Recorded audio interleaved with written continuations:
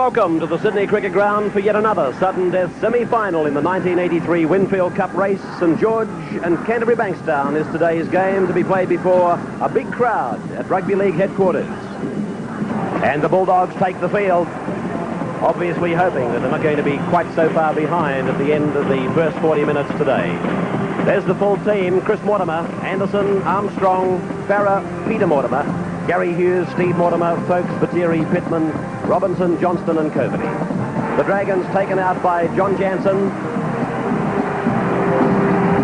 and those couple of players over whom there was just a little doubt in the ranks. Brian Johnson, one of them, Gearan, Morris, O'Connor, Beattie, Trudgett, Henjack, Fraser, Graeme Wynn in the side with Walsh, Jansen, Dowling and Stone.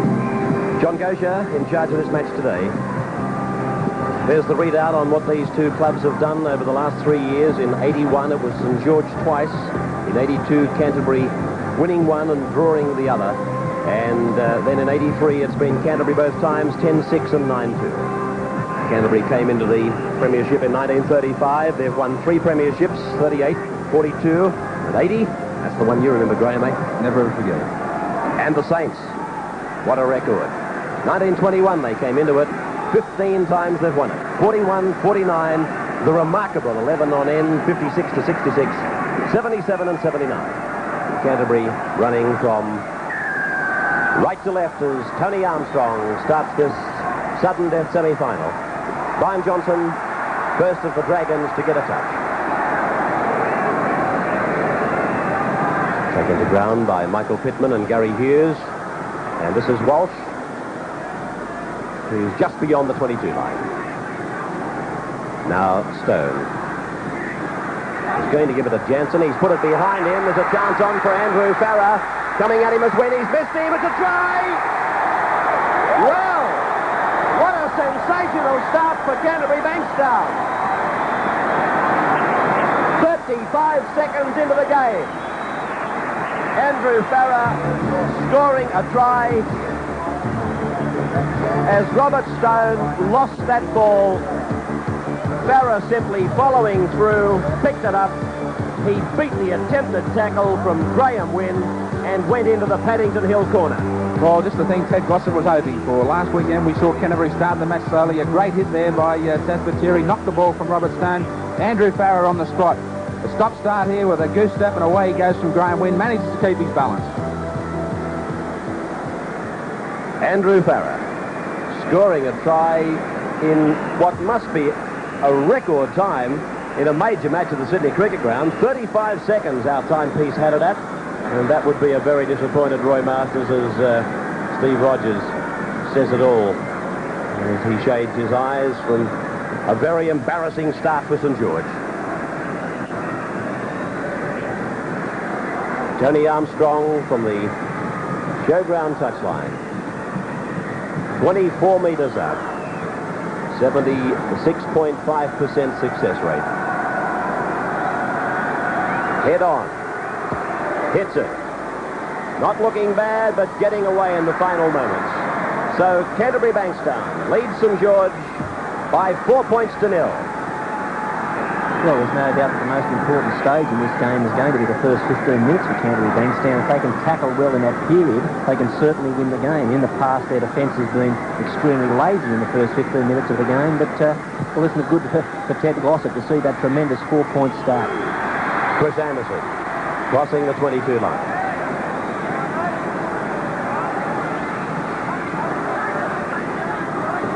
Pittman.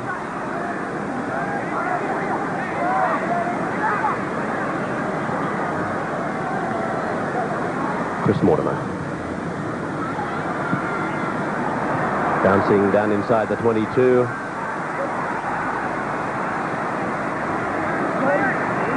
St George are now going to have to call on all their experience to gather themselves together in the face of having a try scored against them after just 35 seconds.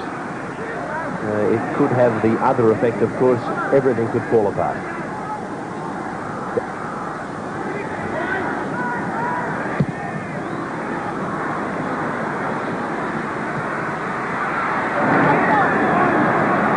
Fraser. Robinson over the top. Henjack, Stone.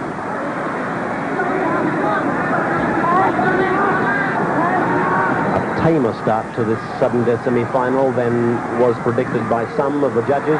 The pass from Johnson to Morris looked fractionally forward, and that was Morris is bundled to the ground by Robinson. And that was that blind side attack against St George, into the middle and back down the blind. Wynn, he'll score!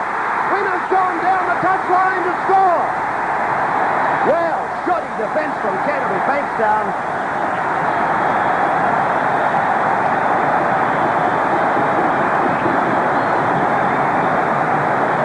Here's the try on replay. Graeme Wynn from dummy half.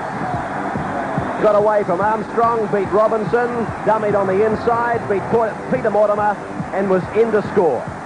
4 points all with that try to Graeme Wynn.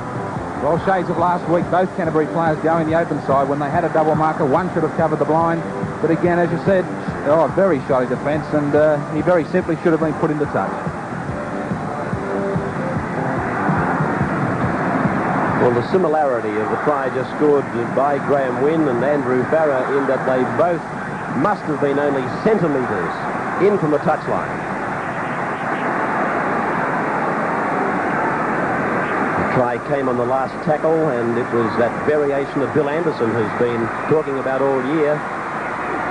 As Gearon from the touchline fails, not kicking, but in fact running with the ball on the last has brought the St George side a try, and it's 4 points all.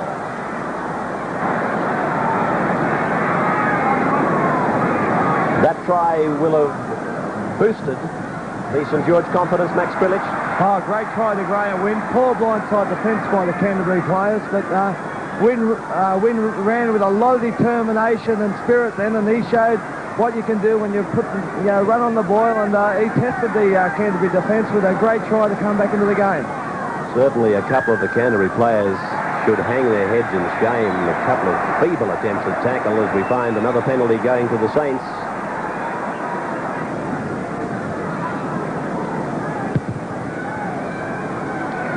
Beattie's line kick, a good one, finding it 6 metres on the Canterbury side of halfway. Play on the showground side. Jensen, short ball back for Wynn, lost down to Mortimer. Mortimer across the ground, straightens, now delivers. Peter Mortimer to the halfway, beats one, turns it inside. Tony Armstrong, taken by Beattie. Kaz Batiri. Canterbury with 17 minutes of the match gone. Now, I believe, have decided it's time to give the ball air, let the ball do the work, and work on the extremities of the field. Yes, well, as much as that try might have lifted the confidence of the Saints, it also might make Canterbury start to play with a little bit more urgency. That sensational start for them could easily have seen them just sit back and become far too complacent. Saints inside the 5, and a chance for Tony Armstrong to take Canterbury back to the undisputed lead. He's almost in front and 32 metres out. St George captain John Jansen. Tony Armstrong filling the position of the injured Ross Conlon. Hits it nicely. Yes, he's got it. Armstrong takes Canterbury-Bankstown back to the lead at 6 points to 4. Mike O'Connor.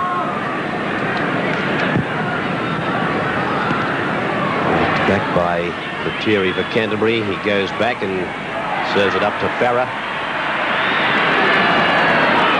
And a bustling, very strong run by Farrer on his own quarter. Batiri. Stone went in with the shoulder, and Batiri met him with the same equipment. Johnston feeding it back for the kick to Chris Mortimer. Taken in spectacular fashion by Gearon. Gary Hughes making the tackle. Fraser. Hey, tell James, get off. Jensen taking it up strongly.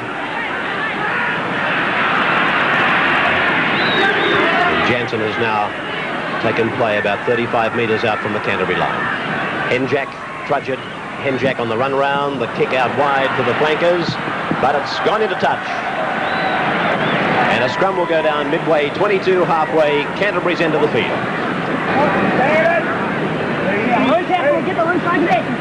20 minutes gone. Well, that feed from Steve Mortimer looked very doubtful from here as it goes out to Peter, and he's caught and tackled by O'Connor. Pittman.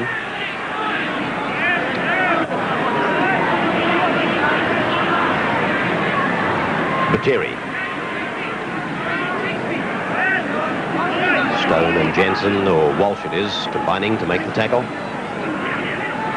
Robinson, met head on by John Dowling. Mortimer. Here's Chris Mortimer, taken by Beattie and Trudgett. Chris Mortimer feeding off that short ball from Gary Hughes as Steve Mortimer again kicks and finds it. Beautiful kicking from Steve Mortimer. The scrum will go down 15 metres out from the St George line.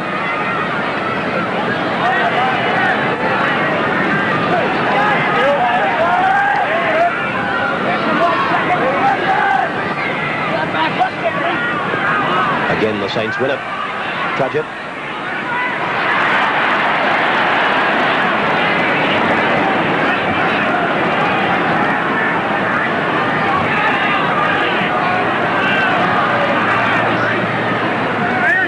Beattie.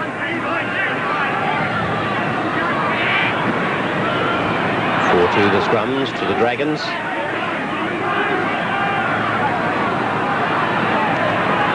Johnson. Bouncing short of Chris Mortimer.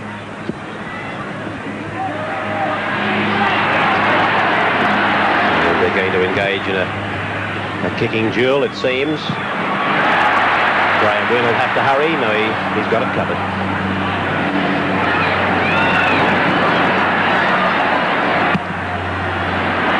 Chris Mortimer may decide to break from this kicking duel. It's a ball that Chris Mortimer should have caught on the full and not allowed to bounce. It could have gone anywhere then, including into touch. He persists and kicks the ball. Johnson sends a torpedo punt over the head of Armstrong. It's done a right-hand turn and found touch. Brian Johnson, the kicker. A mighty game for the Dragons. I thought Chris Mortimer may have broken from this kicking duel when Graeme Wynn came on the scene for St George. I think he was happy to kick with Brian Johnson, but Canterbury has won the scrum. Armstrong.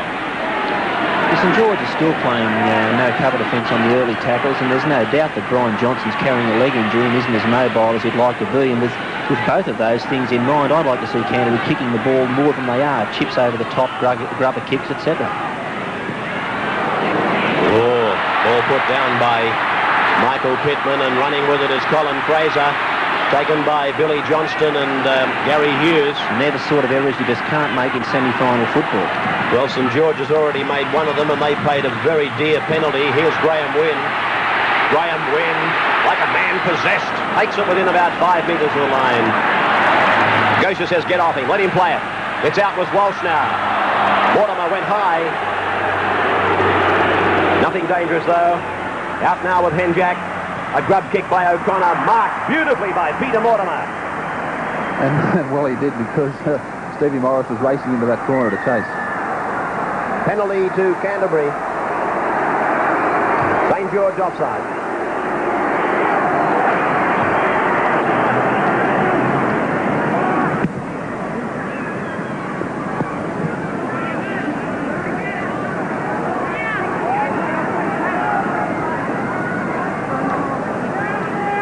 Have to be taken by Steve Mortimer, Billy Johnston, Taz Bateri. Yes, and in the back play we can see that Chris Mortimer, the Canterbury fullbacks, moved into a position directly behind to play the ball. This gives him the latitude to go open side or blind side wherever he can, wherever he feels there's a hole, and I'm sure that he'll get involved in this play in the next one ruck or two. Coveney, he's lost it. And the referee is going to put a scrum down. 6-4 then to Canterbury. And neither side really has shown that they've got their game in shape in the first 25 minutes of this match. Again, St George coming up with a scrum win, and here's Trudgett trying to make the break, but Peter Mortimer made the tackle just in time. It's with Graeme Wynn, and he holds back a pass and cuts out a man and gives it to Henjack, and Henjack turns it inside. Morris has lost it. Canterbury-Bankstown coming away with it. Folks his tackle, 10 metres his side of the halfway. Gary Hughes, Steve Mortimer. There's Chris Mortimer into the play now. Beating Trudgett, taken by Beattie. Steve Mortimer, a scurry from dummy half and given to Johnston. Dowling and Beattie making the tackle just short of the halfway line. Coveney turning it to Robinson. Robinson holds Henjack at bay with one arm and delivers a pass around the back to Peter Mortimer, who plays it, and Taz Batiri runs with it now. Taken to ground by John Jansen. Steve Mortimer has fallen in for this kick and decides against that and decides to pass. So it's with Tony Armstrong. Now it's Folks, now it's Mortimer. There's a try coming. Billy Johnston! Billy Johnston is in for Canterbury-Bankstown. The second try that has come from a team opting not to kick on number 6. Steve Mortimer not kicking, holding up a pass. Tony Armstrong doing so well. And look at the joy on Billy Johnston's face. Here's Armstrong. He got inside his opposite number, then was taken. Folks backed up. Mortimer did likewise. That's the 22 line, and Billy Johnston was setting his sails and going for the line. Canterbury-Bankstown 10 now. St George 4. A great variation by Mortimer. He shaped the kick, threw a long ball out the wing at Armstrong. He shows tremendous footwork here to beat Stevie Morris. Plenty of support inside Steve Folks. Stevie Mortimer again reading play to back up, and Billy Johnston always backing up as he does. A great try to Canterbury, and it gets them right back into the game. Well, the reason these variations work on the 6th tackle of running the ball and not kicking it is the defending side puts their winger back deep waiting for the kick. They have cover defence back waiting for the kick, which means their defensive line is short. Consequently, the attack has extra numbers on them. Well, I don't think I've seen a man quite as happy as that fellow Billy Johnston at scoring a try at the Sydney Cricket Ground, and he's still smiling out there. He's got to face something like a split watermelon. Well, he's a man who's had, I believe, 3 tries taken off him this year. Tony Armstrong preparing to take the conversion. 1 out of 2.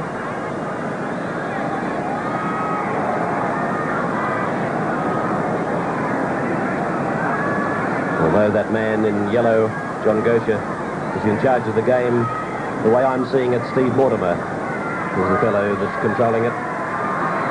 Armstrong hits it nicely. He's got it. No worries if you're a Bulldog fan. You're leading by 12 points to 4 now. Canterbury getting back into the ball game there. I thought that they were losing control a little bit. Both sides, even though we've had just over 27 minutes of play, they were still more or less just feeling each other out. Nobody had cut loose and thrown the ball about except for that long pass by Mortimer. So the restart is there from O'Connor and Farah. Out to the 22 line is Andrew. The way he's running with such great purpose, he'd be the last man I'd be kicking off to, Bill Anderson. Yes, Andrew Farah's a dynamic ball runner, and he's certainly one of those players you'd like to keep the ball away from. Chris Mortimer falling back into the Ted Glossop game plan, kicking on the early tackles. Yes, I just don't know that Brian Johnson's well enough to be able to run the ball from these situations. I think he's virtually committed to kick or to pass. I just think that leg's not right. So Brian is kicking from on his 32, and that's a shorter kick, but the bounce has helped him, and Chris is just 5 metres inside his 22. Let's see the result of this exchange. It's out to Gearon's flank. Now he's going to have a go. Johnson fell around behind him as if to say, let's run it. That's played on. That's played at now. Anderson played at the ball, and he's got Chris Mortimer in support. Yes, as soon as a player touches the ball or plays at the ball or passes the ball, it's immediately play on. Steve Mortimer to play it. Just outside the 22 line. Robinson. Yeah, Jeff Robinson there was found wanting for support. Robinson's just not a battering ram. Jeff Robinson's a player that can unload the ball in tackles, and I'd like to see some of these back row forwards and the halves for Canterbury-Bankstown support him when he does make a run with the ball. He can get the ball away. There's the tip from Steve Mortimer. We've been waiting for it. Feld in the back play. Gosha saw it, said play on. Well, there was no doubt in my mind that that should have been a penalty to Canterbury-Bankstown. I'm sure that Mortimer was interfered with. Play is right on the halfway line. Stone.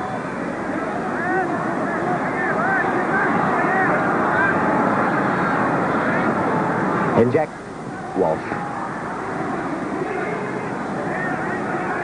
Nice low tackle, halting the St George second rower from Taz Batiri. Trudgett switches the point of the attack. Jansen. Johnston making the tackle. Trudgett. Beattie. Now O'Connor to Morris. And Morris well taken by Armstrong. 5 tackles gone for the Saints. The kick from O'Connor. High down to Chris Mortimer.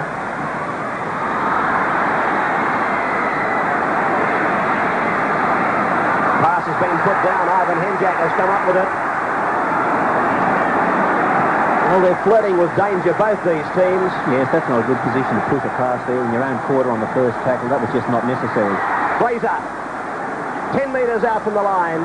Batiri and Robinson, the tacklers. Graeme Wynn hits it up hard. Gets the pass to Henjack. And Henjack is over the line, but it's no try. Held up in goal.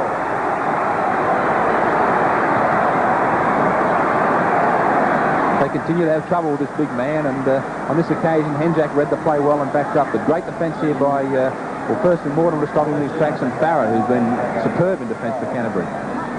John Gosha in a perfect position to rule on it. Saints win the scrum. Tony Trudgett. Tony Trudgett gets it down. It's a try. It's been given. Tony Trudgett scoring from the quick service from the scrum base. Here's the replay. The scrum was won, and Henjack worked a little play there with Fraser. And Trudgett, he was held by Farrer, reached out, and oh dear, that looked short to me. Ball on the line to try. Let's see this plant down from Tony Trudgett again. The goal is about to be taken. Well, it seemed as though he put it down on its point, and it may not have been on the line. Very, very tricky decision for the referee to make. Gearon has converted. And the St George side comes storming back. Canterbury 12, Saints 10.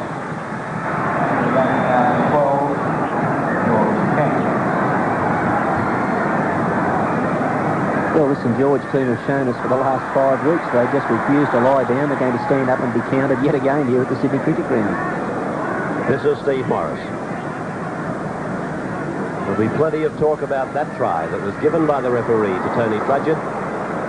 Graham Hughes was looking at me, and I think he tended to agree with the way I saw it. He seemed to plant it down on its point, and the point was short of the line. Yes, I thought it was, Ray. I did think he planted it on the point, and the ball ended up being pushed across the line after that. I thought it was put on the line and on the line to try. Well, there it is. So there's a variation of opinion in the commentary box.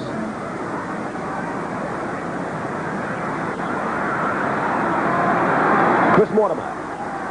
Oh, that's dangerous football by Chris Mortimer. They're the sort of things that make coaches tear their hair out. Steve Mortimer now. Away from dummy half. Gives it back to Chris Mortimer. Picks up Billy Johnston. Billy Johnston down to the 22 line. Look for Canterbury to move the ball wide to the right. Here's the kick by Steve Mortimer. It's going into touch. And a scrum will go down 5 metres out from the Saints line. Some dangerous play. They're now just 5 metres away from the Saints line, but the St George side get the penalty.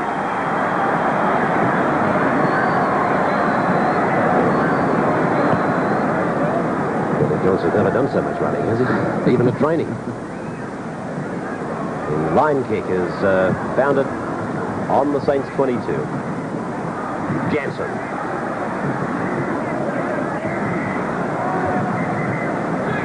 Or Walsh it is, in fact. And now Stone. There's no doubt about the two players on the field who are creating most problems. As Morris is brought down 10 metres on his side of the halfway. Wynn for St George and Steve Mortimer for Canterbury. Trudge it on the run around with O'Connor, and Beattie has left it behind him when the overlap had been well and truly created. He's away from Gary Hughes, got the pass to Steve Gearon.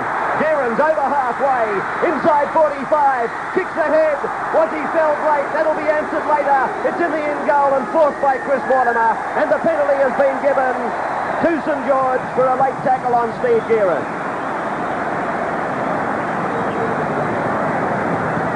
Here was Gearon pursued by Farah.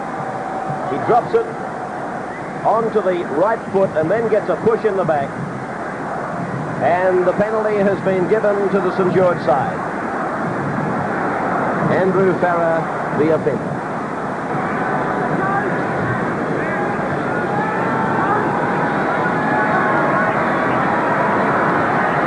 Gearon.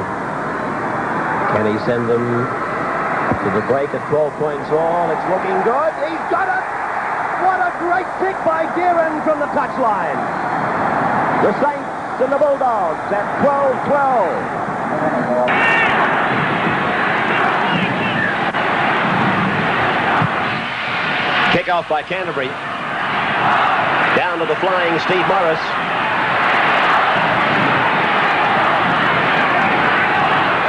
Canterbury aren't looking down the barrel of an 18-0 deficit like last weekend, but they certainly are keeping St George in the match by making a lot of silly mistakes and giving away far too many penalties. Yes, they're just making errors that they don't have to make, errors that are completely unforced. They're putting all the pressure back on themselves and giving St George an armchair ride, really. Billy Johnston is injured in the back play for Canterbury as it's played by St George out on the 32-metre line by Graeme Wynn. Fed back for the kick by Brian Johnson. Yes, St George have persisted with this kicking game right throughout the semi-final series, and it's paid dividends for them. Tony Armstrong. Now this is where Canterbury-Bankstown just have to settle down their play, nothing fancy but 2 or 3 rucks, just hit the ball up, get some momentum, get some easy yardage, and then they can look to spread the ball open or blind side. But they don't have to do anything yet. Anderson playing it. Pittman.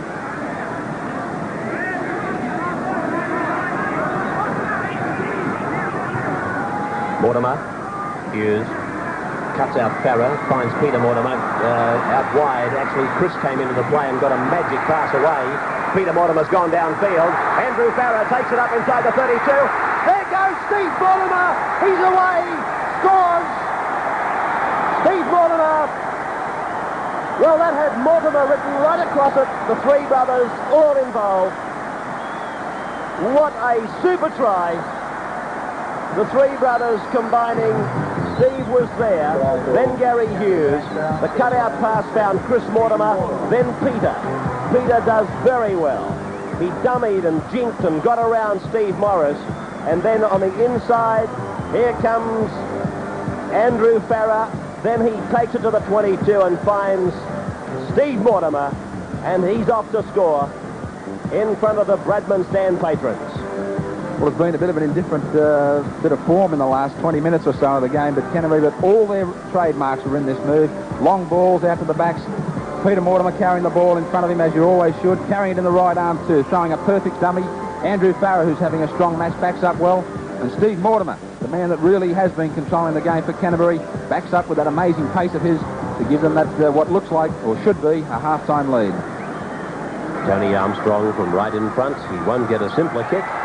Makes no mistake. And Canterbury-Bankstown leads St George by 18 points to 12. Max Krilic, both sides have been flirting with danger. And on at least a couple of occasions, they've paid a very, very costly price. Yes, Ray, I think they're playing some, at times, very poor semi-final football, but at the same time, they're playing some good semi-final football by kicking the ball down the opposition's half. Full credit to Steve Mortimer. What a game he's having, as is Graeme Wynn and Andrew Farah. And Billy Johnson, when Steve Mortimer scored that try, was Billy Johnson right behind him. Like, he's having a great game, Billy Johnson, a great hooker. Yeah, an obedient hooker, always following through there, hoping to pick up that elusive try, which wasn't quite so elusive for Billy today. In fact, the man making that comment had the happy knack of always being there or thereabouts in case he's required. Max Krillage, who's with the 10 Sports team right through the big finals of the Winfield Cup 1983. Robinson, 34 metres out from his line. Tackle number 5. Chris Mortimer.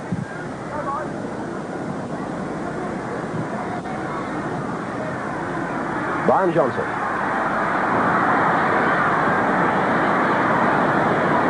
Taken by Farrer.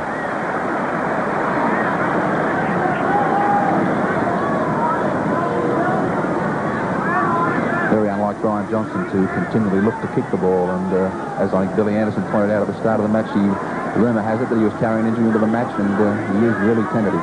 Yeah, I'm a believer in the team keeping 7 points in front of their opposition if you possibly can. I just think that 6 points isn't enough, and you need 7 for breathing space. And if Canterbury-Bankstown can get the ball back, I still think, even though it's very early in this game, wouldn't be anything wrong with kicking a field goal. So the kick from Brian Johnson finds touch just outside the quarter.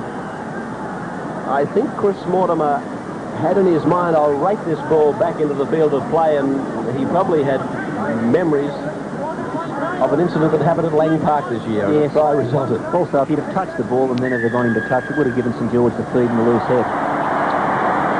Canterbury getting the scrum penalty against St George for not packing it on the mark.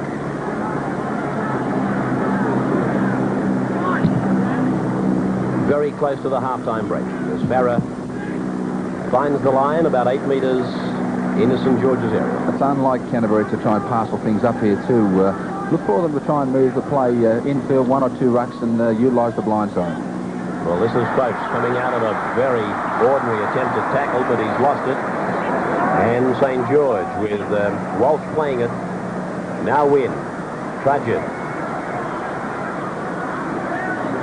Hughes and Pittman holding him back on the St George quarter. There's the siren. Morris gets the kick in, and it'll be fielded by Chris Mortimer. And he comes to Beattie, is tackled. That's the end of the first 40 minutes with 5 tries scored. Canterbury-Bankstown leading St George by 18 points to 12. Back to the second half of the Rank Arena Big Game semi-final. The Saints and the Bulldogs. The first try came to Canterbury at the 35th second of the game. The ball was put down by Robert Stone. Andrew Farrer picked it up. He just tippy-toed inside that touchline and got Canterbury away to a flying start. Graeme Wynn struck back for St George with this try that came again flirting with that sideline, but Wynn was over for St George, and they were back level with Canterbury-Bankstown after 15 minutes. Canterbury's next try came to Billy Johnston. Tony Trudgett scored for St George, and then the best try of the first half came at the 36th minute with the Mortimer brothers putting it all together with the assistance of a Hughes and also a Farrer. This was Peter Mortimer after both his brothers had already handled. He threw a magic dummy there to the winger, got around Steve Morris, found Andrew Farrer backing up, and then at the 22 line, he passed to Steve Mortimer, and Canterbury-Bankstown at half-time leading St George by 18 points to 12. So we're back live now with the Sydney Cricket Ground crowd, and back to their seats for the second half of the entertainment.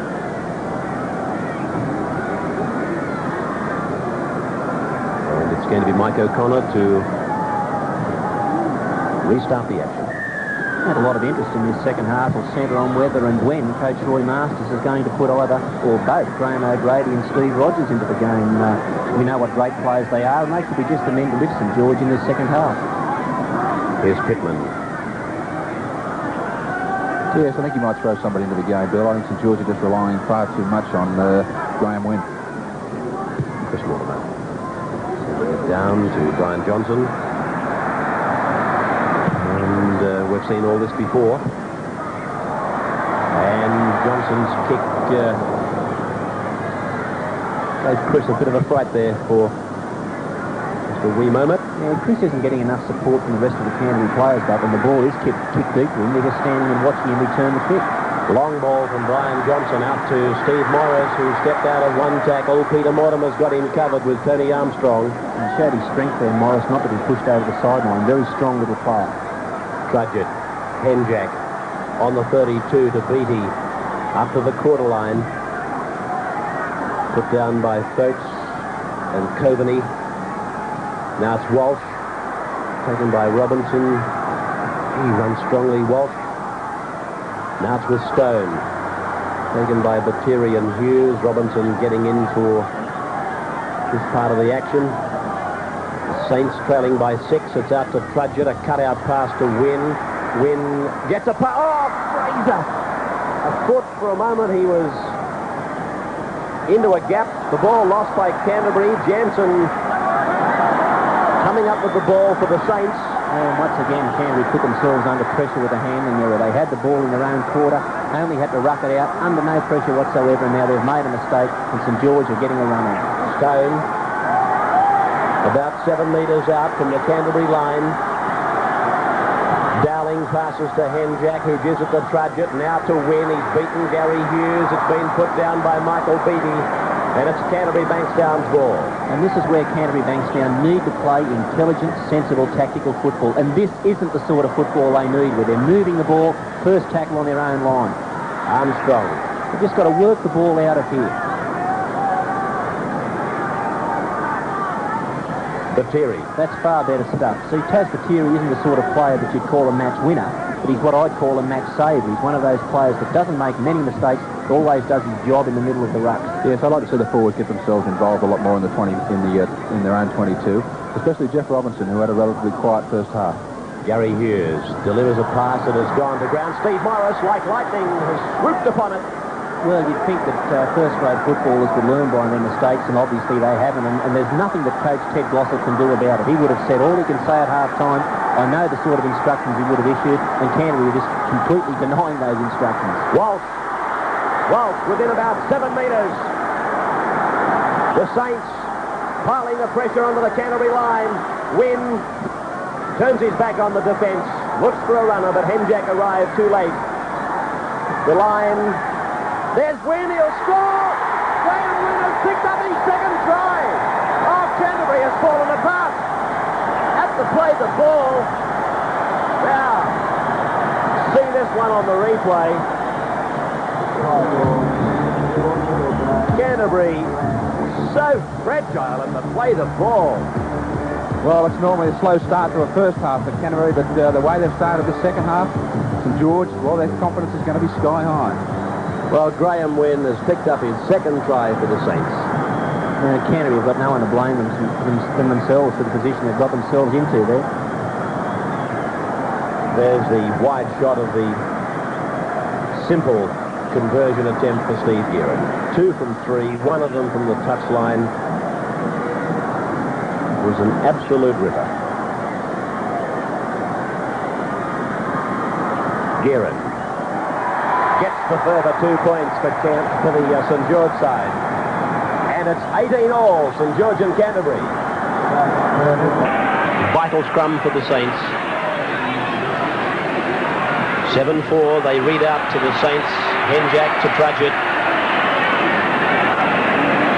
Would you be thinking of a drop goal this far from the full-time siren, Max? I certainly would, Ray. You've got to get in there and put the opposition under pressure. And the other thing is that when they're having these kicking drills, they must follow the kicker down, like kick hold of the ball down, put a bit of pressure on the defence all the time. They're not doing it. They're having these long kicking drills, but no one's getting behind the fullback and following the ball. Canterbury attacking Robinson, a little juggle before getting it off to Johnston. Now to Captain Chris Anderson, back to Steve Mortimer, on to John Coveney. Tony Trudgett's got him, and Coveney is put to ground. He's lost it. Wynn gets a pass away. It's with Henjack, and Henjack is met by Pittman and put down. Not only are they making mistakes in their own quarter, they're making them in the opposition quarter as well, and of course that's just as bad. Jansen, here's Steve Rogers coming onto the Sydney Cricket Ground. And listen to the fans roar as they realise that Steve is coming out. Dowling spins it back back for Brian Johnson. 27 minutes of the match remaining. As an opposition coach, that's the sort of sight you don't like to see. Steve Rogers coming on as a replacement. Steve Mortimer making hay while the sun shines. Out now to Chris Mortimer. And he's held by Graeme Wynn. Johnston, Steve Mortimer, Gary Hughes. Grub kicks ahead for the men out wide. There's a chance for Farah. Farah inside. Oh, Anderson can't take it. And it's forced in goal by Mike O'Connor.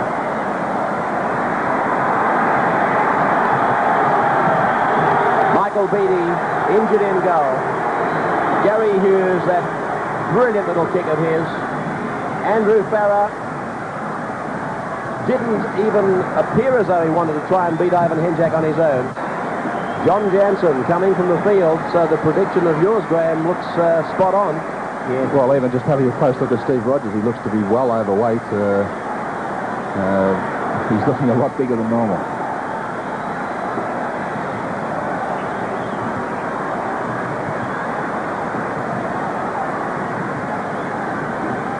I take it that he would have taken over the role of captaincy as well. Would that be a reasonable assumption? Well, he may well have. I can tell you one thing, he's not going to pack down in the front row where John Jansen was. They'll put Chris Walsh in the front row, I'd say, and Rogers, I assume, would go to lock. Yeah, but look for Rogers to try and control play around the rucks, trying to set forwards off himself, especially the likes of Graeme Wynn. Oh, sure, he'll be there to organise play. He'll direct traffic, whether he's captain or not. This is Stokes. Hit and hit hard by Graeme Wynn. Still 18 points all as Coveney goes ahead. Gary Hughes. Taken by Rogers. The crowd roars as Steve makes his first tackle. Yes, you can see there the Rogers reading of defence. He didn't commit himself to a tackle. He waited to see who the runner was. When there was no runner, he picked Gary Hughes off. He's an excellent reader of both defence and attack, Steve Rogers. 5 tackles gone. Steve Mortimer goes for the drop shot. It's just wide. Just wide. And I think Steve was indicating to the referee that it was touched in flight. Obviously, if it was touched in flight, it wouldn't have brought him the points, but he was more concerned about where this match is going to restart from. And it's coming out to the 22, indicating the referee was... well, that's a little bit embarrassing for Steve. He was looking for traction, but it wasn't there. A few showers of rain, I guess, has made this top surface just a little slippery. Robert Stone. A lot of these players, I'm sure, will be inspired by the presence of Steve Rogers. Henjak, Beattie, a long ball, beautifully directed. Glazer, here's Rogers. Now it's Walsh. Yes, we can see there Rogers dropping into that first pass roll off the ruck, organising the play for St George. Now he spins it back for Brian Johnson. That kick is going down to Chris Mortimer on his own 22. And that's a nice take by Johnson, but he's well back inside his quarter line. Steve Mortimer getting under it. Now they've got a chance to run it here, Canterbury. They've got extras on that side of the field. Gary Hughes, Peter Mortimer to the halfway, taken by Rogers.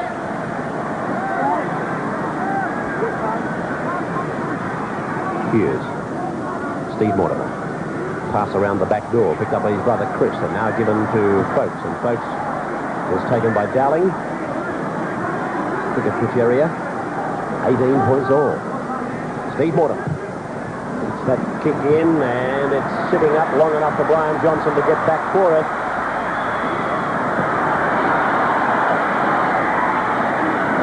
Taken by Pitt. This is where Canterbury got to keep the pressure on now. They've got to keep St George inside their own 22 and hope to either get the ball back at the end of 6 or force St George just to kick it. And if they have to kick it in that 22, Chris Mortimer should be taking it around about halfway and set Canterbury right on the attack again. Oh, loose ball for the Saints and cleaned up by Graeme Wynn.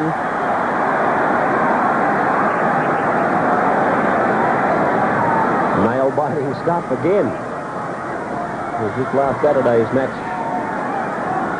wasn't close enough. This one is getting down to the wire in similar fashion. Certainly not as good a game, but the closeness of these scores in the semi-finals that we've seen so far, and again today has certainly kept the fans on their toes as Brian Johnson again sends this kick down. It's a pretty short kick, really. Chris Mortimer's going to run it. Finds Anderson. Now it's with Farah. And Andrew is easy prey for the St George defence. I just have a feeling that someone on the Canterbury-Bankstown team needs to make a decision that they're going to call the ball and simply take it straight up into the St George players and do that as often as they possibly can to get this team going forward, because they're just not doing that. Robinson getting a good ball down to Steve Mortimer, and then it's out to Taz Batiri getting across the ground, and eventually tackled by Mike O'Connor. Peter Mortimer goes blindside, throws the dummy and makes good ground, but Steve Morris has got in, and it'll be a scrum as he goes into touch. Midway 22, halfway the Saints end of the field.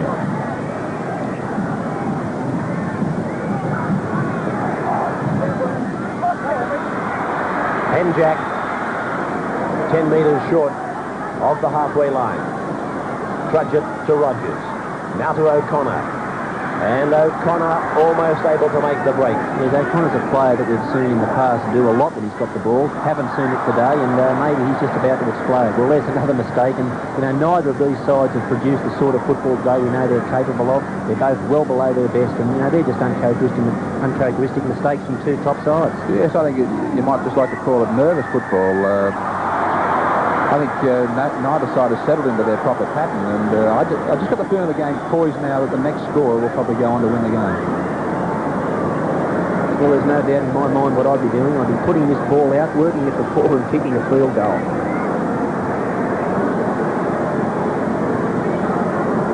What would you be telling your troops, Max? Well, I'd take the leaf out of Bill's hand there. That's exactly what I would be doing. There's some very negative football being played out there at the moment. It's really skill kid stuff, some of it going around. Max, no one just wants to run forward with the ball. No, there's no momentum, there's no backing up. It's really quite petty football at the moment. These are two very good sides playing very ordinary football. Coveney tackled in the centre of the ground on the St George 22.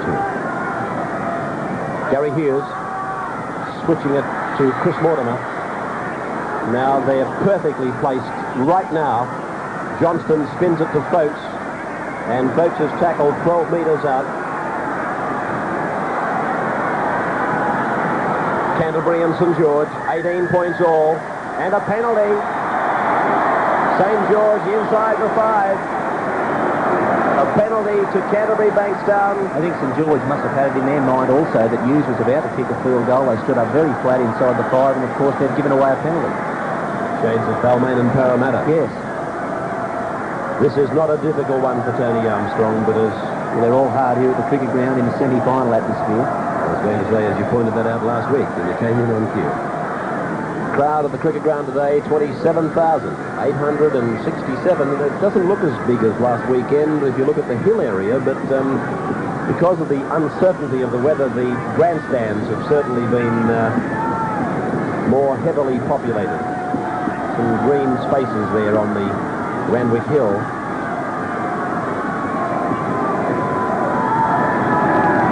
Tony Armstrong, a chance to take Canterbury to the lead. Takes a pretty big divot, but he's got the 2 points. And Canterbury-Bankstown back in the lead, 20 points to 18. Coming down on the Sydney cricket ground. This is where your players are very tired, your front rowers, your back row forwards, but they've just got to forget that tiredness and hit the ball up one off the ruck from dummy half and so on to get that necessary yardage. Steve Mortimer out to Pittman, back to Robinson. Robinson finds a hole. He gallops through it. He's over halfway, inside 45, and then Steve Mortimer backs him up to be tackled. He didn't support there, and there should have been good support. Johnston. Let's Last look for a tackle kick now. here from Gary Hughes. Gary's with the ball now. Throws the dummy. Gets inside the 22 line. The ball has been lost. And he'll play the knock-on or play the ball going forward. And a scrum 6 metres inside the St George 22. Chris Walsh down injured for the Saints, with Canterbury leading 20 points to 18.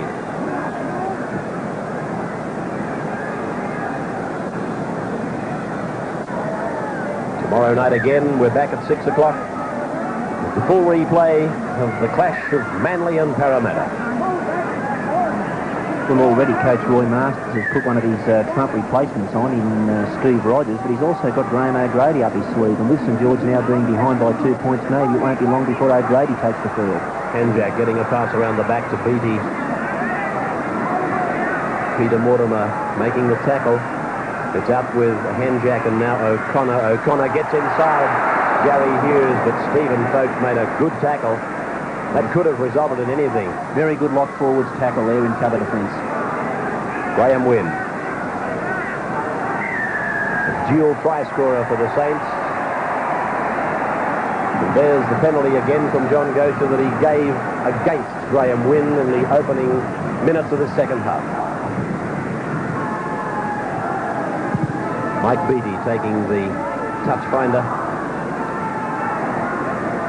And the tap to be taken by Dowling, 10 metres on his side of the halfway. The run around and Walsh takes it up the centre. Oh, he throws it past. That came off the boot of John Dowling. It's with Mike O'Connor. Play on. And 6 more tackles. O'Connor weaving a passage back up the centre. Never played in a losing side of the Sydney Cricket Ground, Mike O'Connor. Rogers delivering a nice ball there, but Colin Fraser didn't have the speed to get through the opening. Saw some class there from Rogers, a little bit of a jink. He was able to draw one man in, pull him off pull a defender off an attacking player and create an overlap. It didn't come off, but it nearly could have. Penalty to the Saints. Same ruling as before. Having made the tackle, not getting off the man in possession. This time Andrew Farrer, the offender. And Steve Gearon is going to attempt the shot at goal. What a pressure kick for Steve Gearon. Kick one from the touchline today. He hits this one. It's got the direction, got the length. Oh, penny kick, Steve Gearon. Saints and Canterbury, 20 points all now.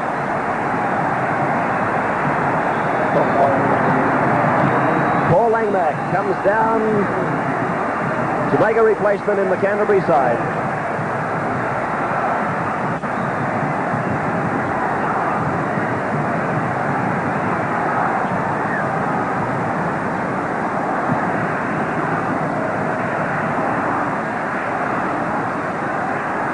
Well, one Canterbury-Bankstown replacement about to be made. Young Paul Langmack down on the sideline, but it wouldn't at all surprise me to see Greg Brentnell and maybe even Jim Lease thrown into this game very, very shortly. Brentnell in particular, he's got a tremendous kicking game. He's a fellow that can save the game for you going up for a bomb or with one of those great cover defending tackles. Wynn.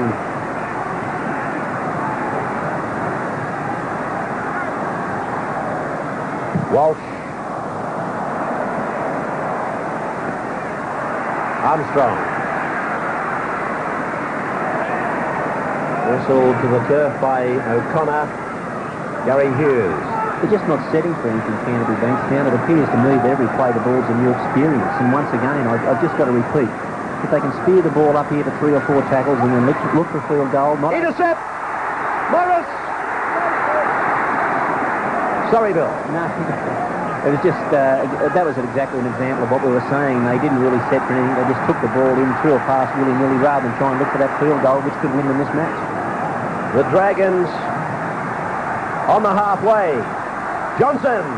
Beattie through a gap to the 32 line. Steve Folks again saved a situation that could have resulted in a try. What a great player he is. Henjack. Rogers. Drop goal attempt by Rogers. And it's just wide. Yes, but no one had to tell Steve Rogers to kick a field goal. Rogers only been on the field a few minutes, but he was immediately looking for it. He knows that this game's going to be touch and go, and that one didn't miss by far. Rank Arena replay of the attempt from Steve Rogers. John Coveney replaced by Paul Langmack.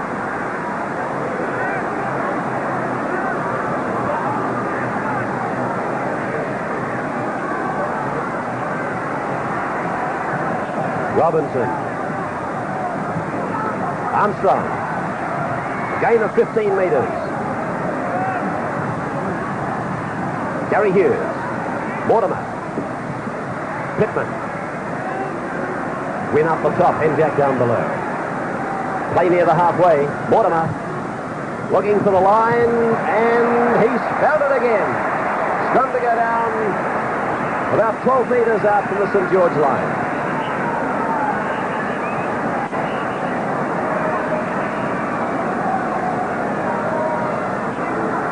Well, a very important scrum, this one. There are only 10 minutes to go for full time, and Billy Johnson's proven himself to be one of the best hookers in Sydney, winning balls against the feed. And there's another one. Steve Mortimer coming the blind. Langmack, Hughes. 10 metres out from the line. The Bulldogs on the attack. Langmack. 5 metres out. Setting themselves for the drop goal. Johnston. Setting themselves. I just can't see why they're waiting. They should just pop it over. Steve Mortimer. Gary Hughes. And here's Chris Mortimer. Swallowed by the defence. 2 rucks too late, that field goal attempt. It'll probably come now. Gary Hughes gets it back to Jeff Robinson. He puts up the bomb. Paul Langmack, I thought, was in front of him, but he's got involved anyway. And Graeme Wynn has lost the ball. Graeme Wynn has lost the ball, and a try has been given. Try has been given. I do believe the try has been given to Michael Pittman, but it may have been Paul Langmack. Well, Jeff Robinson, he came up with the ball at precisely the wrong moment, which has turned out to be exactly the right moment. Let's see who does actually get awarded the try. Langmack. It's Paul Langmack who's been given the try. This is the end of. Well, Jeff Robinson took it upon himself here. Canterbury really playing without any direction. They should have been setting themselves for a field goal. He follows up the kick. And a man who's brought off a couple of great cover defending tackles for Canterbury. A solid hit from Steve Folkes. Paul Langmack comes up with the ball. Not tackled, over for a try. Well, there it is. What a couple of crazy tries have come for Canterbury. Well, hardly anything's been worked for, Ray. They've just come out of the opposition's mistakes. You couldn't say that either side's really set themselves or anything. There's been the odd 1 or 2 brilliant tries, but the rest of them have come out of absolutely nothing. Let's feel for Graeme Wynn at this point in time, though. He was the man who was trying so desperately to get back into the field of play to avoid the line dropout. Isn't football a funny game? Canterbury did everything wrong when they should have been setting for a field goal. Well, come up with a try. Yeah, you'll hear a lot of guys criticise Graeme Wynn, but those sort of things just happen. A very, very heavy hit from Steve Folkes. The kick by Armstrong, right on line. Canterbury-Bankstown surged to a 26-20 lead. Graeme Wynn, replaced by Pat Jarvis. Steve Mortimer brought from the field.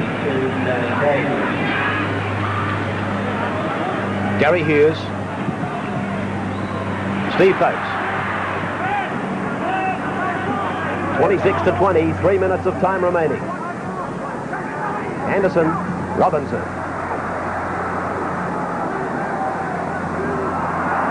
Johnston. Lost by Davies, picked up by Hughes. Given to Batiri. Armstrong's on his left.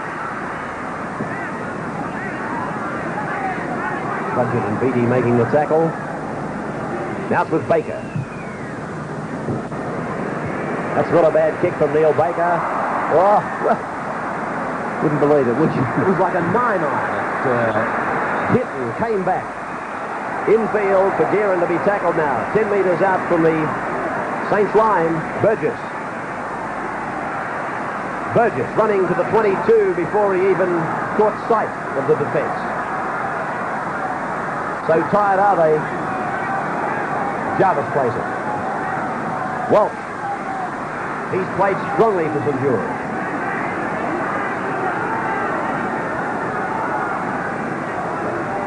(26-20) the Bulldogs. The pass has gone over the shoulder. Given away by O'Connor to Hemjack. He's got support coming. Morris is up there with him. There goes Morris. Morris, he's going to score. Yes! Steve Morris has scored. Steve Morris has scored.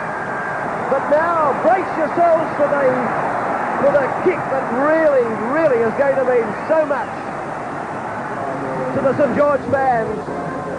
Henjack's pass went off the shoulder of a colleague. O'Connor picked it up and gave it quickly to Henjack. Henjack went over the halfway. He had support both left and right. Beattie left, Morris right. Morris beat the last line of defence and plunged into the Paddington Hill corner to give Steve Gearon one heck of a kick to come. Well, he's the one man that should be taken. He's one man in Sydney who really can handle pressure kicks like that. But St George never saying dying over these last few weeks of the premiership. Ivan Henjack picking up that loose pass. He did well here to draw all the Canterbury defence in to give Steve Morris just that slide edge, and with his speed, he's put St George right back in there. Well, slippery Steve Morris picks up the try, but what a magnificent run by Ivan Henjack. And now, can you imagine the pressure on this man, Steve Gearon?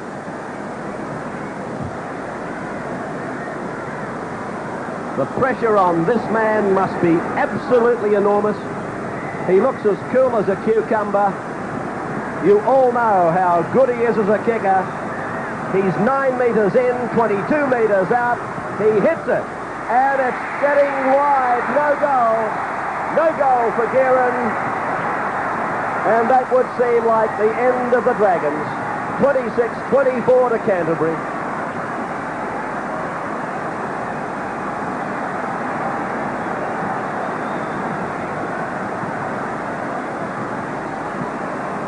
The tension of the three semi-finals so far in the Winfield Cup has been of enormous proportions, and the promoters certainly couldn't have hoped to come on down towards their final and grand final in better fashion, not forgetting, of course, what's still to come tomorrow. Well, the game's still not over here yet. A minute showing on the clock. There's plenty of enough brilliant individuals out there to try and turn a game. Mike O'Connor is held by Baker and Folks and Batiri. Henjack passes, picked up on the bounce by Rogers, given to Burgess. Burgess taken by Tony Armstrong. Over the top came Langmack. Rogers passes to Steve Morris. He went for the little grub kick ahead. 6 very simple tackles here from the Canterbury forwards, all up from the dummy half. Hang on to that ball, and that should be the end of the section. Langmack to play it. 15 metres out. Stone lifting the foot prematurely. A penalty to Canterbury-Bankstown.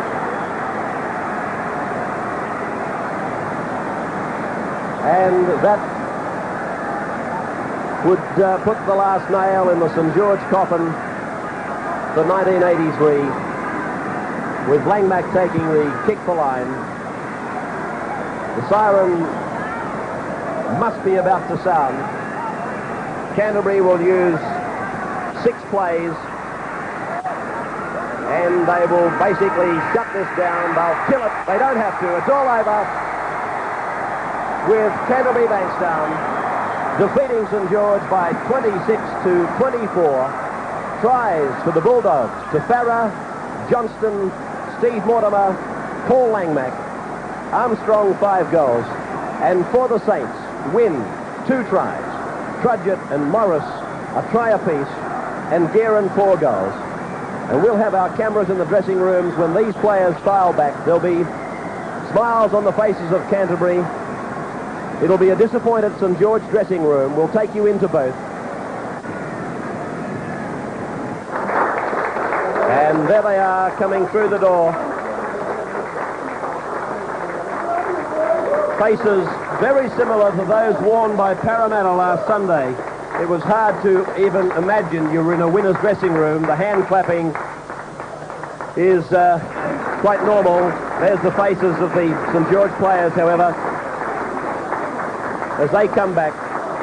It's been a long struggle for them to do as well as they have, and falling just 2 points short today.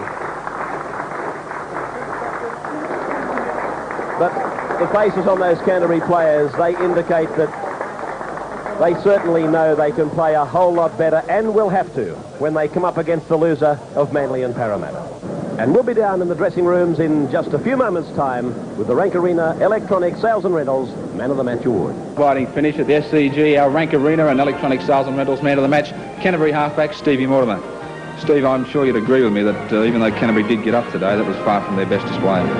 Perhaps it was far from our best display, Graham, but I thought that our attack was quite constructive. The last tackle, we might have thrown the ball away a bit, but I really did think we started to put together an attack, and all we had to do is win today, and we'll look at next week, mate. Well, you're still surviving. What about an early tip for tomorrow? Who do you think you'll be facing next weekend? Mate, both are super teams, but I would like to probably pick Manly. I think they're both very good sides. It's not detracting from Parramatta, but I think Manly have the attacking players to win it. Okay, Steve, a great performance from Rank Arena and Electronic Sales and Metals. $800 worth of product as well as 300 movie shops. Well played. Thanks to Graham, thanks Channel 10, and thanks Rank Arena.